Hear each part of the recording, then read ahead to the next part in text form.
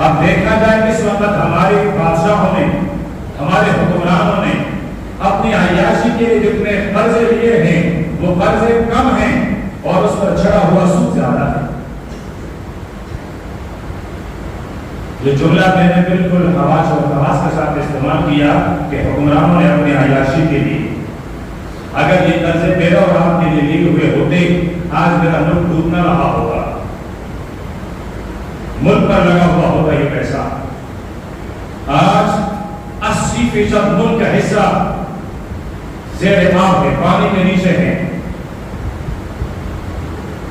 60 سے 70% لوگ اس وقت بے گھر ہیں، آسمان کے چھت کے علاوہ ان کو کوئی چھت میسر نہیں، اور حکمران ہیں کہ اپنی عیاشی کی مصروف۔ تو ان 75 سالوں میں جنہوں نے جتنا بھی لیا اپنی عیاشی کے لیے لیا ہے، آئے کاش کوئی عمر پیدا ہو جائے اور پھر ان کو الٹا لٹکا کر پوچھیں یہ تمہارے باپ کا خزانہ تھا جو تم نے اپنے عیاشی پر لگایا، حساب دو۔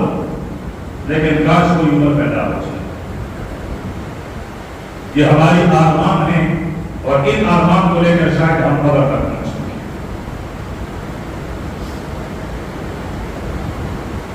تو قرضوں سے زیادہ سود چڑھا ہوا ہے، اور پھر ملک میں بھی سودی نظام چل رہا ہے، بلکہ ہمارا گورنمنٹ سودی نظام کے لیے وکالت کر رہا ہے، سودی نظام کے لیے وکیل بن رہی ہے۔ صحابی فرماتے ہیں میں نے آپ صلی اللہ علیہ وسلم کے دربار میں عرض کیا کہ آقا سود کا گناہ، تو آپ نے فرمایا سود کے گناہ کے 70 سے زائد درجے ہیں۔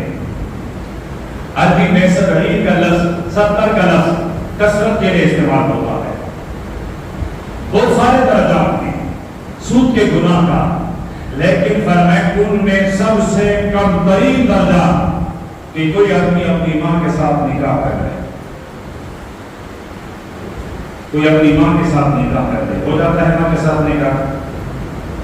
یہ میرے پیغمبر کے وہ مہذب ترین الفاظ ہیں کہ آپ نے فرمایا کہ وہ اپنی ماں کے ساتھ نکاح کرے۔ یہ سب سے کم ترین درجہ ہے سود کا۔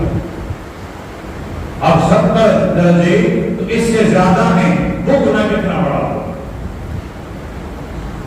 تو فرمایا حشر کے میدان میں یہ سود خور، یہ الٹا اس کا حشر ہوگا، الٹا چلے گا۔ کیوں؟ اس لیے کہ دنیا میں بھی یہ الٹا